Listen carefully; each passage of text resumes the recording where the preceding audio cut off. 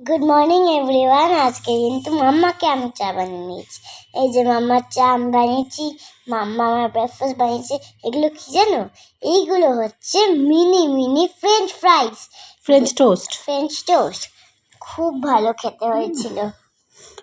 হ্যাঁ, তো যেমনটা শুনে রবিবার সকালটা শুরু হয়েছে আজকে আমার মেয়ের হাতে চা দিয়ে। তারপরে এখানে এনাকে পড়তে বসিয়ে দিয়েছিলাম। ওর নাকি বেলা 11টার সময় এত ঠান্ডা লাগছে, মাথায় টুপি পরে বসে আছে, দেখেছো? দেখো, এই দেখো এলিফ্যান্ট, বেবি এলিফ্যান্ট।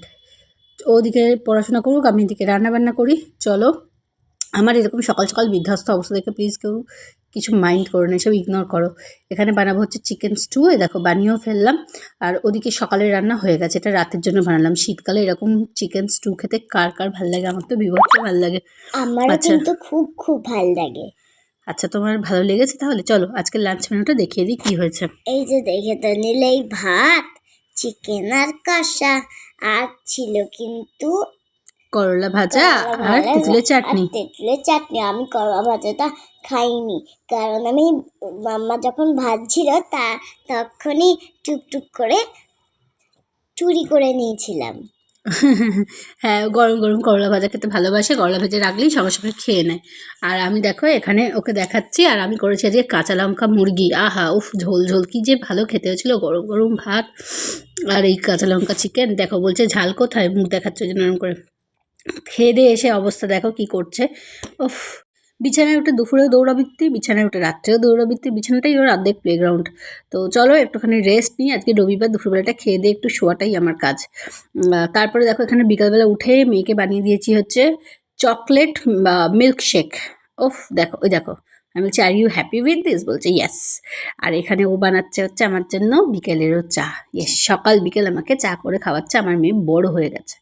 তারপরে রেডি হয়ে গেছি, একটুখানি বেরোচ্ছি। চলো সোনামাকেও নিয়ে যাচ্ছি হচ্ছে সোনামার চশমার দোকানে।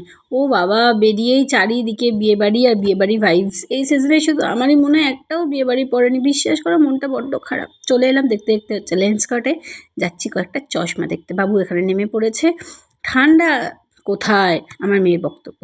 যাই হোক, চলো ভেতরে ঢুকে দেখলাম একটা লেন্সও পছন্দ হয়নি, মানে গ্লাস আমার একদম ভালো লাগেনি। চারিদিকে শুধু বিয়েবাড়ি বিয়েবাড়ি। তো যাই হোক, আজকে চশমাটা করতে দেওয়া হলো না, দেখি নেক্সট দিন করতে দেবো। ওর একটা চশমার দরকার আছে। উফ, দেখছো? দেখো দেখো দেখো দেখো দেখো কত কিছু রান্না বান্না, কত কিছু বাবা। যাই হোক, সানডে ইভিনিং একটুখানি টুক করে চক্কর কেটে এসে এখানে পড়তে বসিয়ে দিয়েছি, কারণ পরীক্ষা আছে। আর পড়াশোনা অনেক পেন্ডিং পড়ে গেছে, কারণ পরীক্ষার সময় সিলেবাস অনেকটা এগিয়ে গেছে UT2 এর সময়। আর এদিকে এনার সব কিছু এখনও রেডি হয়নি, ইনি দিব্যি ঘুরে বেড়াচ্ছেন। যাই হোক, এইভাবেই আমাদের সানডে ইভিনিং কাটছে। আর এখানে সোনামা কি বলছে শোনো। আর সানডে হলে কি আর কোনো ঘুরতে যাওয়ার কথা আছে? যতদিন না উইন্টার ভ্যাকেশন পড়তে ততদিন তো পড়াশোনা করতে হবেই।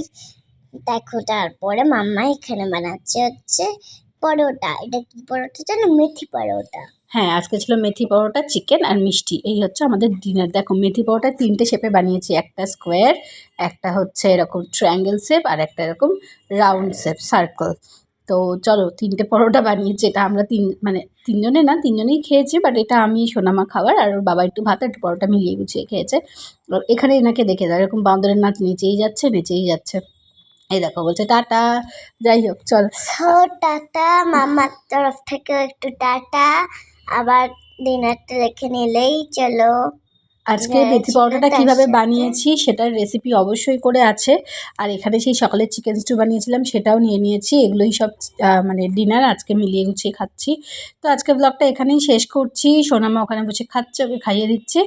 তোমাদের কেমন লাগছে আমাদের ব্লগটা একটু জানিও। আর প্লিজ প্লিজ প্লিজ যারা ইউটিউব থেকে দেখছো একটু সাবস্ক্রাইব করে দিও, ভালোবেসে পাশে থেকো। আবার কালকে একটা ব্লগ নিয়ে আসছি। টাটা।